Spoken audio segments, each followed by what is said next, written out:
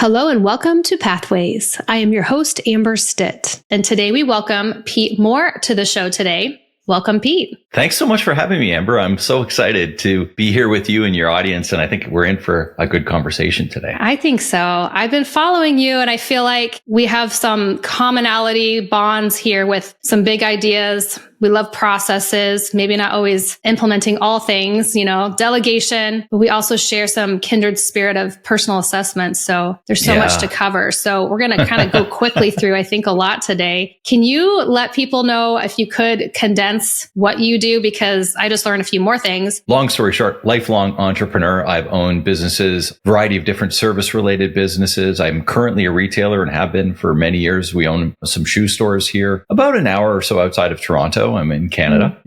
But I spend most of my days coaching entrepreneurs and other business owners. And, the old adage of getting out of your business and working on your business, right? From owner to operator, or as I like to use the terms, from frustration to freedom.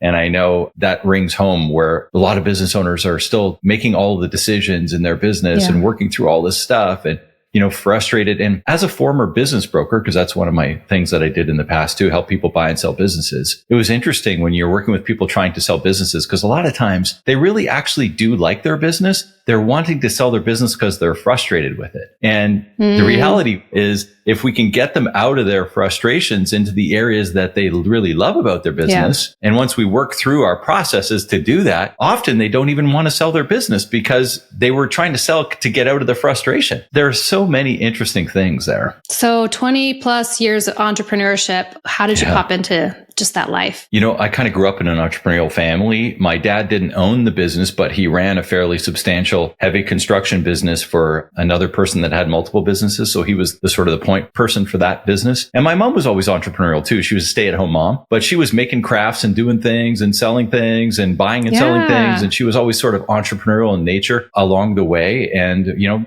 some of my very first jobs, were literally making crafts and going with my mom to the craft stores and selling them and stuff like that. And I had that typical entrepreneurial sort of upbringing where it was like I was cutting grass in the summer. I was doing landscaping jobs. I, did all that sort of stuff. I have business degrees. But after business school, I worked for somebody who, long story short, is I'm actually named after one of my dad's best friends named Peter. And it's loved Peter and loved his business. But during the 6 months that I worked full time for somebody else, I realized that I really wasn't meant to work for someone else. I was really meant to be my own boss. And that's I really haven't looked back. That was 1994. And here we're almost in 2024 as we're recording this. 30 years later, and I've been an entrepreneur doing multiple different things along the way. Love that. So is this something that you talk about around the house and your kids? Because I know that sometimes with parents, if we bring it up, it's not cool. So I try to do things in front of my daughter, but not say work, or just to have her see,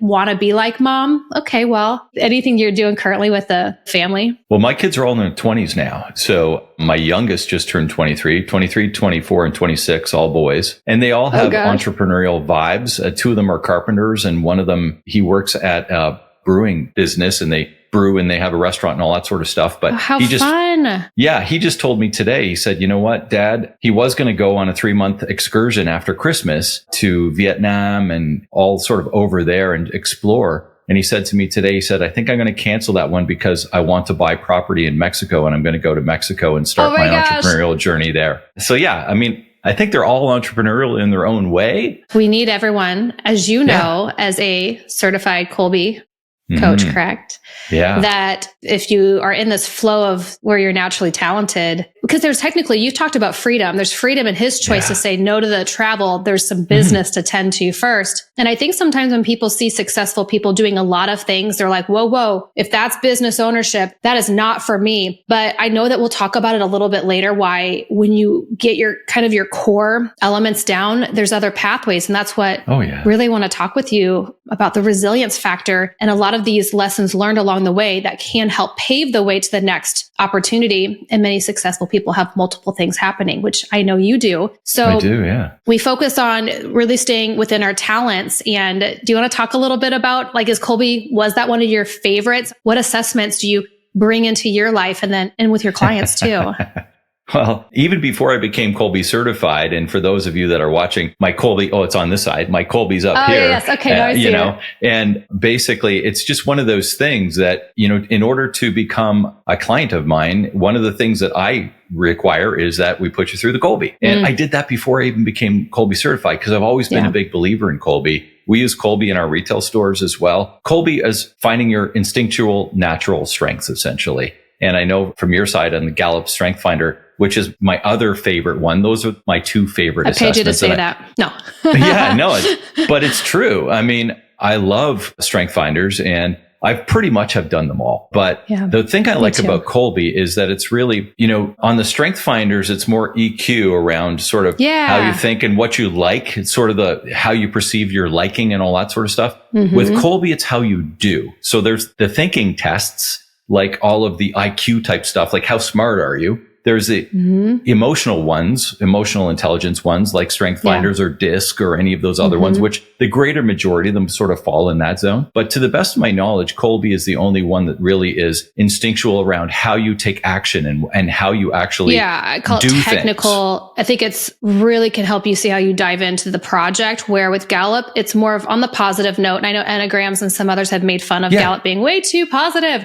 But for me, when I'm in a room talking with people that I coach, you can see when I say, don't try to fix what you're not, stay within your top 10. But then when you can pull the Kolbe in and really dive into it from there, our teams have really benefited from that. And then you're having this common communication and you're not upset with people. So I think couples, you can take it from a business side and then roll it into your family. And it's okay that people are different. Just like your team should not all be the same people. We wouldn't get anything done. I think there's some benefits, even though opposites could drive partners kind of crazy sometimes with spouses in the house. But if you have the awareness, it can be frustrating at times, but I'm sure you do the same to them, So it's just kind of like give yourself some grace and have a laugh about it. It's kind of the way I see it once you know what's going on. It's so good. And when you take Kolbe, and I was saying before we hopped on air, I was just doing a Kolbe session with 11 of the owners and kids as they transition and look at some of their stuff in their family-owned business. And it's just so interesting when you sort of overlay your Kolbe scores onto the accountability chart and see where everybody's at and all these different things. There's some really good learnings there. And there was some real, like you said, some real aha moments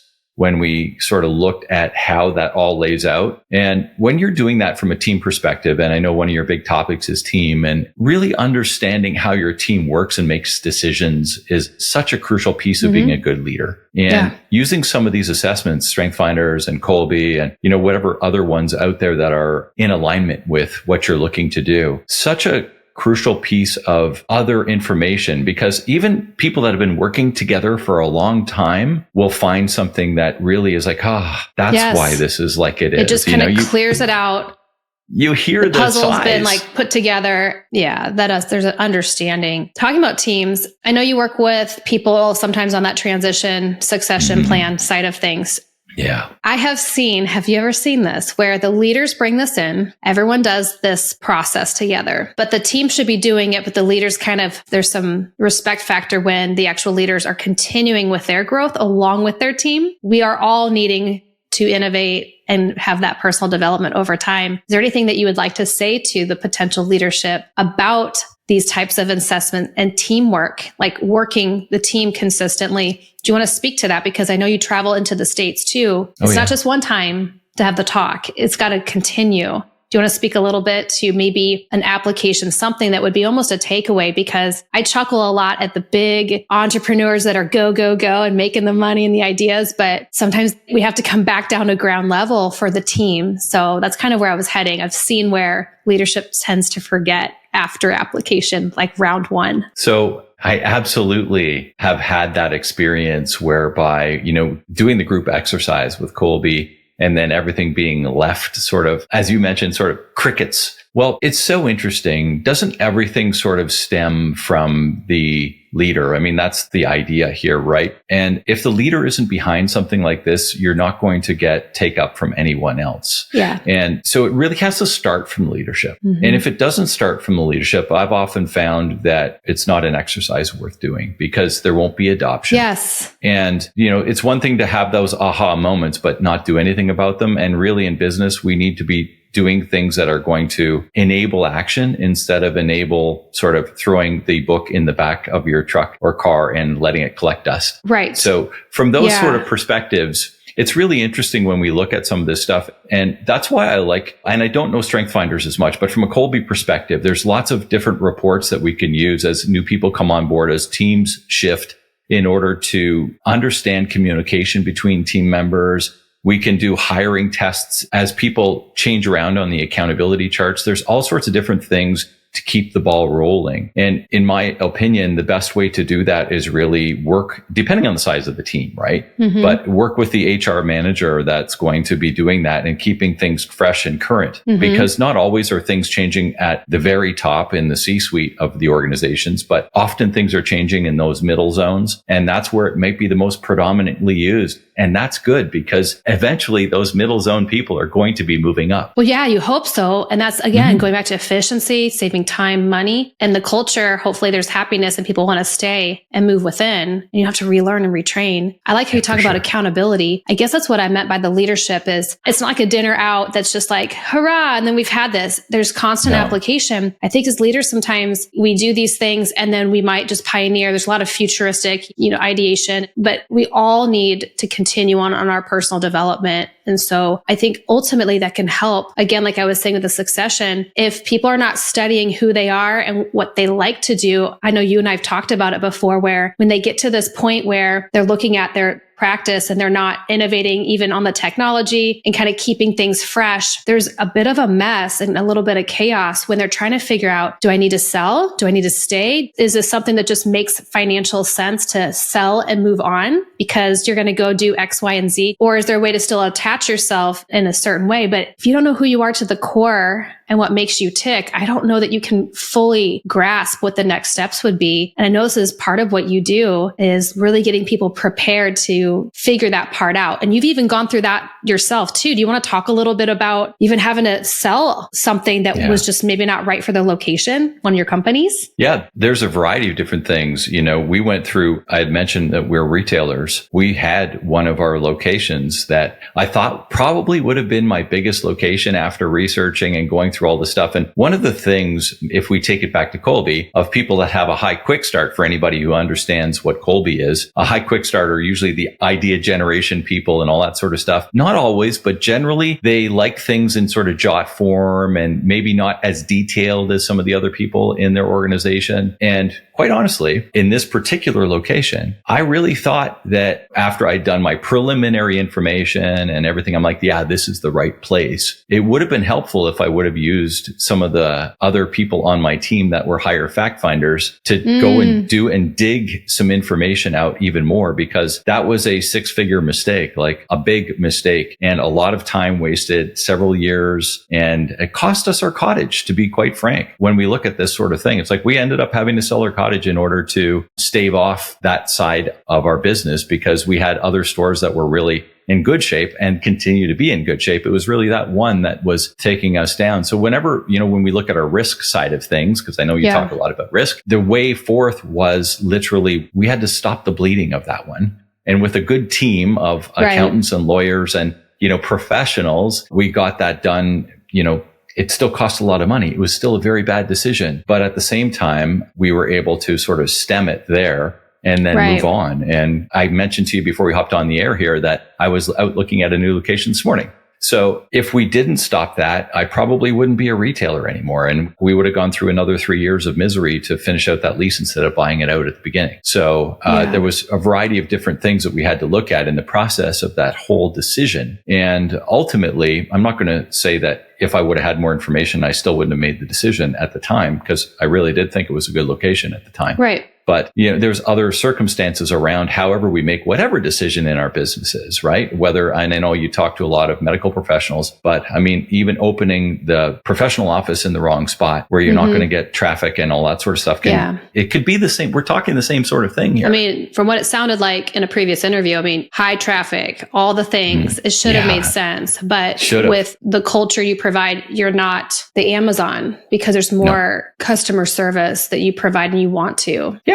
And ultimately, one of my biggest learnings from that was in a bigger city. Our other stores are in smaller locations, small town, basically, right? And ultimately, one of my biggest key takeaways from that particular problem was that we are small town vendors. We have a small town vibe to us. We want to talk to our customers. We want to help them. We want to, understand them, know, like them, trust them. We're looking for repeat visits from our customers, not one-time stops. Yeah. Like all of that sort of stuff. I just thought based on the sheer traffic and volume, this is going to happen. But ultimately, that's not who we are. So we dug down into what I call in my sort of jargon around simplifying entrepreneurship and how I talk our true promise and our promise to our clients and our promise to who we want to do business with, which is how everything starts, right? And I've got another structure called the 5 Ps, and we don't have to dig into it today, but it's really when you know your promise, you align your products, or if you're a service-based business, you align your products to it, your process to it, your people to it, so that you can drive the right amount of profit. And the profit is the stuff we were talking about earlier. Like, what do you want out of your business is a big place to start for people that are kind of being frustrated. It's like, well, what do you truly want out of your life? Because your business really should be the thing that's supporting your life, not you supporting your business. You have to use the reciprocal outlook on that in order to get your business starting to deliver back what it is you want. But if you don't know what you want, it's really hard to do that. I think when you're bringing these types of things into your business as leaders, it's going to trickle down into people's personal lives too. Yeah. Huge. Yeah. And then you can apply that to your personal life. And then again, like you're saying, are there certain things that make sense to then maybe transition out or not, or whatever the goals might be? There's more clarity. So thank you for sharing about the business. And I'm sorry to hear about the cottage and not to bring that up one more time. But when I learned about this, what I wanted to share with the audience is, to me, let's say it wasn't ideal. And I haven't talked to your wife about this, but there was some freedom, I think, for you to turn off one asset, to apply it to the next thing, to keep things moving. And you were able to decide. Wasn't ideal. But that's where, like, when we talk about the pathways and really starting as a foundation, like knowing who you are, how you can handle money, as life can throw you curveballs, which it will, how do you then work through, and pivot's kind of a buzzword, but I know that you're really serious about keeping systems in place, because as things pop up, you can then have ability to transition, and you were able to make some of those decisions for your family and business. Can we go talk about how you have worked through with your clients with their like systems? And I know you had a potential coach talk. There's a system step or something you've mentioned before. Can we hang out there for a little bit? What did you learn about setting up the right systems, and how have you applied it to your life? Well, when I think about process, one of my coaching clients said, you're sort of the most processed person I personally know. And I like to set up processes, but I don't always follow them. Well, let's just be honest. I think, yes, but then it can pull us back and say, no, follow the rules. It's an interesting thing. Like, Amber, when we look at our Kolbes, and we understand, it's like some people, I'm a high quick start. I'm a 9 quick start. Yeah. So I think you and I can get ourselves into trouble sometimes with the quick start. Yeah. So, and I'm a low fact finder. And so for anybody who doesn't know, fact finders are the people that like all the detail. They're going to send you the long emails. They're going to be very detailed and stuff. And then there's the process people. They're the people that want everything checklisted and all that sort of stuff. I'm very low on that. And then there's the quick start people. And the people who are low on quick start want to sort of keep everything the same. And they don't want to rock the boat, where I'm the change agent, essentially. Yeah. And then there's the implementers. And those are the people that either sort of visualize things or they build things with their hands. So I've got 2 carpenter sons. They're higher implementers. Well, we used to own a bathroom renovation company, so I can do that sort of stuff, but I'm actually a very low implementer. I'd prefer not to do it. It's not my innate sort of strength. I have the capability of doing it. So all of these things with Kolbe, when you look at that sort of stuff, it's not that you can't, it's that the best energy is spent where it's spent, right? Yeah. And so it's got nothing to do with capability. That's a different sort of set, but this is how you get the most energy. And so from that sort of side of things, I just think it's really interesting to look at how all of those things align. You're big on processes, but you almost poke fun at yourself that you're not always going to implement. Yeah. But the processes are important to keep us all on track, no matter who we are and what might be going on or what emotions we feel that day. So let's talk about some of those that you implement in your business. I surround myself with process people. I need to, right? So getting back to the system side of things, Amber, I use the word process in my sort of structures as opposed to system. And a couple of years ago, I came up with an acronym for the word process, and it is this. So processes should prevent recurring overwhelm. They should clarify, evaluate, simplify, and systematize. So I'll give that one to you again. They prevent recurring overwhelm, clarify, evaluate, simplify, and systematize. So when you have a process that does that, it's doing exactly what it's supposed to do, right? Because if you think of something that's being repeated and repeated and repeated, especially, let's just say, I'm just using an out there example, right? That everything's in your head and you don't have a process. Because I know there's a lot of business owners out there that's exactly the case. The YouTube videos like make a peanut butter jelly sandwich or make some toast. And there's so many ways to do that, right? Depends on who you're talking to. So you have to give the details, but sometimes we're trying to move from frustration to freedom, right? So we want to prevent recurring overwhelm with the process that we're going to drive. We're going to clarify, which is that whole communicate thing, right? We need to be very specific and clear about the process. So when we start developing the process, be specific and clear about what the desired outcome is, what it looks like and what it doesn't look like. Then we're going to evaluate. So we evaluate sort of the existing process that we have in place, at least in our head, or if there is a process piece, we're going to evaluate that piece and make sure that it's efficient and running the way it's supposed to. We're going to simplify because people don't necessarily always want an 85-point structure. They want the simplest way to get there, and they'll probably bypass anyway. So let's simplify it for them and systematize it so that we do actually have something. When I think of that, it's got to be searchable. It's got to be understandable. It's got to be repeatable, and it's got to be really honed down so that it's effective. Love that. In my head, I just thought cross train. If you're out, if you're sick, if you're going to hire or sell, you can then give this box of this manual in a way to somebody else to rinse and repeat. I mean, Tony Robbins talks about consistency. And I know that other people that I follow, it's not about the most talented. Like you need to understand your talents, but how do you then apply and follow consistent processes? And I love the way you can remember it too, because memory coaches will say, build that acronym, and then it helps you remember too. So that's very clever of you. Yeah. You know, one of the things as a former business broker, Amber, helping people buy and sell businesses. And one of the things I do with a lot of my clients is to help them set this sort of stuff up, because eventually someday your business will either be sold, you will transition it to next generation, or you'll pass on and somebody else will have to do it. And that's the reality. Someday you will exit your business. And in order for you to have it set up in a way that it's going to have maximum potential, maximum benefit, if you sell it,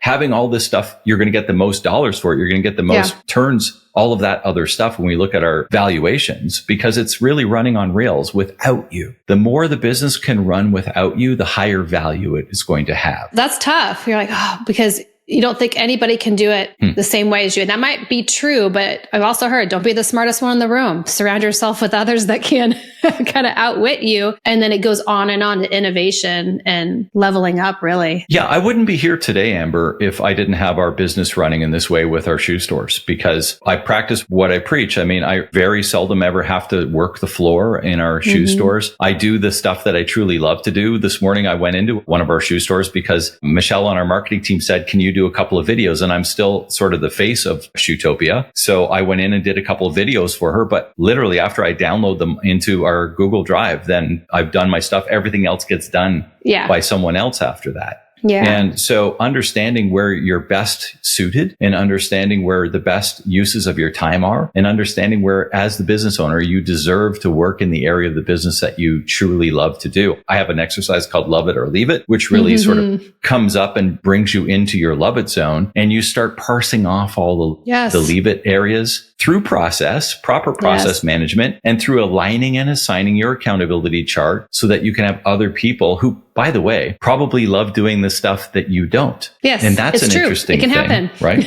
So my bookkeeper, you'll hear her go, woohoo, like she'll woohoo when she balances the visa. And for me, great. I'm like, oh my God, balancing the visa, I can do it, but I hate that stuff. And I have business degrees, so I mean, I'm capable of doing it. It's just not what I choose to do. And for her, so it's a frustration for me. And for her, she loves it. Win. Like, so why wouldn't we complement each other? She would never want to be in front of the camera doing some little social piece or whatever the case is, a video for Shootopia. Not a chance. That's not her. Well, so many things. Pete, we'll have to do another episode, I think, for sure. So I wanted to kind of wrap up today with, we're looking at business owners and whether or not they're going to stay in or out. Okay. And you mentioned next generation. Let's just say if it's like the product that you might be selling, you might be closing the business, or it's like the intellectual property or like an email list. So what I've noticed is if we're not building ways to potentially be attractive to next generation, whether they're going to be the ones running it, or what if your clients have children that eventually have children, if we're not innovating and making this like a safe place, if you will, for like being able to cross-reference over into that other world. Like we have to package for the ability to, as my business partner would say, like squeeze more juice out of the orange. It would be so ideal, whether or not you're completely selling or you're going through some sort of installment transaction, whatever it might be, there could be so much more business within what you already have created by adapting and innovating and using some of those other people that can understand another side of the world. There could be so much more value to your company if you build for those next future generations. I know you do a lot of work with next generation conversations too. That's probably a perfect place to kind of segue to, because I know that I'm really passionate about it too. I think one of the really interesting things, Amber, is when we look at sort of the structure of aligning your business for succession and all these other things. I like to use the framework called the CPA. And the CPA really is mastering your communication, your process management, and your accountability throughout your organization. And so whether you're aligning this business for you to have more freedom, whether you're aligning this business so that you can pass it on to the next generation, maybe it's your kids, or maybe it's just the next generation of owners, somebody who's going to buy the business from you, right? Or whether you're aligning it just for the reasons of moving, I'll say, to the owner's box instead of being the operator of your business every single day. It's all the same sort of thing. If you spend your time this next year, if you spend your time really honing in on proper communication, proper process management, and proper accountability, it will do you nothing but good. Because once you get to this point and you can actually have something in a systematic form that you can then transfer to somebody else who's going to take ownership of the decision making. This is where most people get frustrated, is the ownership of the decision making. And one of the lines I like to use a lot is decisions should be made at the lowest possible level of the organization. I'll say it again because I think it's important. Decisions should always be made at the lowest possible level of the organization. And if you, as the business owner, are always being pulled down into low-level decisions, you know you have problems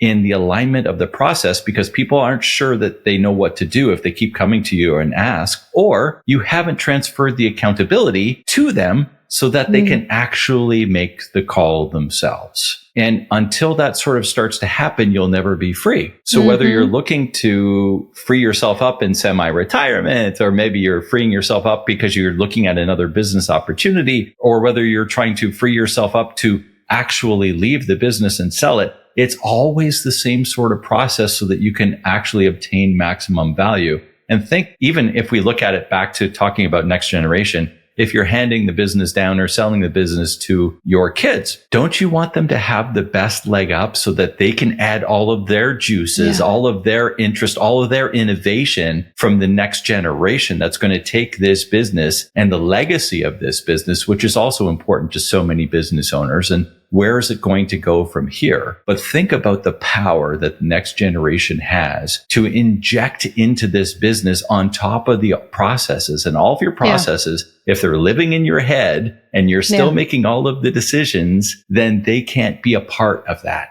because you have to be. It's time to release those accountabilities and let other people in so that you can enjoy freedom and you can use all of those best bits and juices and energies and information and capabilities that the next gen has to offer. I like it's almost that you have to put yourself in that, you say business box, owner's box. Yeah. It's your trial run to be there, but really empowering others to make those decisions. I imagine once you let that start, it will feel really good when you can see people just handling things. And then you can go on about whatever the business is for you at that time. You can see the transition. There's probably a lot of peace of mind in that too, but you can still stay involved until it's time, but kind of have to step outside and enter the box. I love that. The idea really is that it's up to you. Once you're at that stage, you can make the choice. Yeah. And until you're at that stage, you can't. So it's really interesting where you're at that stage where when everything's kind of running without you, do I want to sell the business now or do I want to keep it because actually it's a good investment and maybe I'm making more money with the business than I could ever make anywhere else. Yeah. And that becomes a money decision, which I know you're very involved with and all those sort of things as well. But I mean, sometimes just keeping the business and having somebody else make all the decisions is a really good choice and a really good investment. That's awesome. Well, I know that there's a lot of resources that we can put into our description boxes. Is there anything that's like a favorite thing going on right now that we should tell people about? I think for me, I mean, anybody can catch me on the Business Owner Breakthrough, which are small clips, 10 minutes long, 8 to 10 minutes long, just me kind of going through some of these concepts along the way. But one of the ones that I think is appropriate for today, because we've been talking about communication process and accountability, is I have a little worksheet when you're looking to transfer accountability. And the worksheet is called the 4 A's of accountability, which really is assess it, address it, align it, and assign it. And your thinking process to go through that in order to offload some of these things. And for anybody that's looking to grab a hold of that sheet and kind of the understanding around how you might want to unload some of your issues that you'd like to unload and some of your decision making so that you can free yourself up, you can just go to my website, which is pretty simple. It's a long one, simplifyingentrpreneurship.com/4AS for 4 A's. And you can download that sheet. Yeah, I've seen the downloadable button on your website. We'll link that up for sure. I'm going to go get mine. Yeah. Nice. I'm going to see how. Nice. If I'm following the plan, right? We all have to kind of reflect. I just love to put stuff in frameworks, Amber. And I think a lot of the sheets that I create and a lot of this sort of stuff, I've done it because I had to get the craziness out of my own head. And into a format that I can follow and that I can share with my team. Because often I'll come up with lots of ideas, but I don't actually get to flush them out and finish them. And I have an awesome team around me that they love doing that sort of stuff. So I kind of come up with the ideas and they put it to use. And it seems to really work well that way. Well, I know that there's so many things to relate to you on in this episode. And I really appreciate you sharing your stories. And I'll let everyone know where to find you and we'll talk more. I think there's more to come. So I really appreciate you being here today. Thanks so much for having me, Amber. Make it a great day. Thank you. Thank you for joining us on today's episode of The Amber Stitt Show. For more information about the podcast, books, articles, and more, please visit me at amberstitt.com. Until next week, enjoy your journey at home and at work. Thank you for listening.